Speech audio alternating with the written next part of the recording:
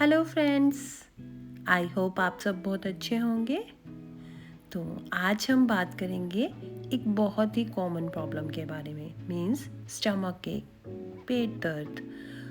ये एक ऐसी प्रॉब्लम है जो बच्चों को और बड़ों को कभी भी हो जाती है और बहुत परेशान करती है। इसके रीज़न्स तो बहुत हो सकते हैं, लेकिन आज हम कुछ लिमिटेड रीज़न्स की बात करेंगे जो हम घर पर भी ट्रीट कर सकते हैं अगर हम अर्ली स्टेज पर ही ट्रीटमेंट स्टार्ट कर दें। बट ट्रीटमेंट से पहले हमें पहचानना ये होगा कि हमारा पेट दर्द किस वजह से हो रहा है।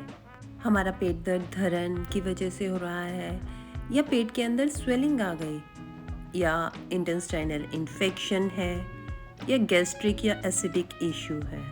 तो उसके बाद ही हम अपना ट्रीटमेंट कर सकते हैं। अब पेट दर्द के रीज़न्स क्या क्या हो सकते हैं। कई बार हम ओवर ईटिंग कर लेते हैं या कुछ ऐसा खाना ज़्यादा क्वांटिटी में खा लेते हैं जो कि गैस प्रोड्यूस करता है, लाइक चने हो गए, राजमा, बेसन, इन सब चीज़ों से गैस्ट्रिक इश्यूज हो जाते हैं। अब इनसे प्रोटीन बहुत अच्छा मिलता है तो हम इनको छोड़ तो नहीं सकते, लेकिन इनको खाने का तरीका चेंज कर सकते हैं। जब भी राजमा या चने खाएं तो उसके अंदर थोड़ा नींबू डाल लें, तो उससे उनका डाइजेशन इजीली हो जाता है। एंड एक लिमिटेड क्वांटिटी में खाएं, बहुत ज़्यादा मत खाएं। एंड कई बार कुछ लोग बहुत जल्दी जल्दी खाते हैं, पूरा च्यू नहीं करते हैं, तो भी उनको ये इश्यू आ जाता है। एक रीज़न कॉन्स्टिपेशन भी हो सकता है। कुछ कंडीशंस होती हैं जैसे कि IBS, तो उसमें भी हमें स्टमक एक की इशू हो जाता है। एक सबसे बड़ा रीज़न जो मैं मानती हूँ, बॉडी में डिहाइड्रेशन। आप कहेंगे हम तो बहुत पानी पीते हैं।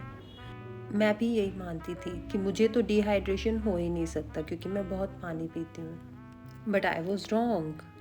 मेरी कई प्रॉब्लम्स सिर्फ पानी को लेने के तरीके से ही ख़त्म हुई, जो मैं आप लोगों से कल शेयर करूँगी।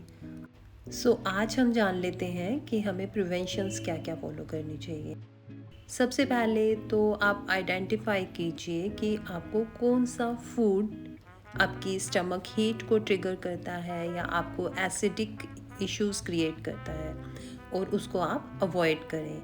या किस फूड से आपको एलर्जी है वो आप अवॉइड करना शुरू करें। स्मॉल एंड हेल्दी मील्स लें, स्लो ईटिंग करें, मीन्स खाने को पूरा च्यू करके खाएं, अपनी बॉडी को एक्टिव रखें। और कई बार स्ट्रेस की वजह से भी हमें गैस्ट्रिक इशू आ जाता है, तो अपने स्ट्रेस को भी मेंटेन करें। आप मेरी मेडिटेशन की वीडियोस भी देख सकते हैं, वो भी आपको स्ट्रेस मेंटेन करने में काफ़ी हेल्प करेगा। अब बात आती है कि क्या हम पूरी तरह से घर पर ठीक हो जाएंगे, हमें डॉक्टर पास जाना ही नहीं पड़ेगा। नहीं, ऐसा नहीं है। कई बार जब सीवियर कंडीशंस होती हैं तो अब हमें डॉक्टर पास जाना चाहिए एंड पूरा प्रॉपर ट्रीटमेंट लेना चाहिए। तो आप कहेंगे फिर एक्यूप्रेशर ट्रीटमेंट का क्या बेनिफिट है। तो एक्यूप्रेशर ट्रीटमेंट से बेनिफिट ये रहता है कि आपको मेडिसिन की क्वांटिटी एक लिमिट में लेनी पड़ती है। लाइक मेरे जब स्टमक इश्यू हुआ था, मेरे स्टमक इन्फेक्शन हुआ था, बहुत सिवियर इन्फेक्शन था, मेरी वॉमिटिंग्स रुक नहीं रही थी, तब मैंने मेडिसिन ली। तो मुझे डॉक्टर ने 1 वीक की मेडिसिन दी थी, बट मुझे आफ्टर 3 डेज़ एक सिंगल डोज भी नहीं लेनी पड़ी, इवन DSR भी नहीं लिया।